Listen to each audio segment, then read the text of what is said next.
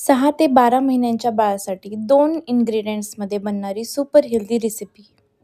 सर्वात आधी एक टोमॅटो घ्या. त्याला स्वच्छ धुवून बारीक तुकडे करून मिक्सरमध्ये ब्लेंड करा.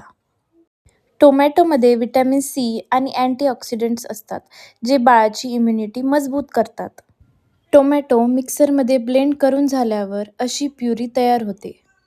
आता पॅनमध्ये थोडंसं तूप घ्या आणि त्यात टोमॅटो प्युरी घालून चांगलं शिजू द्या. टोमॅटो छान शिजल्यावर त्यात 1 ते 2 चमचा रवा घाला. रवा बेबीच्या एजनुसार घेऊ शकता. रवा बाळासाठी एनर्जीचा चांगला सोर्स आहे. लम्प्स येऊ नयेत म्हणून थोडं थोडं पाणी घालून मिक्स करा आणि सॉफ्ट टेक्स्चर तयार करा. यात तुम्ही थोडी हळद घालू शकता.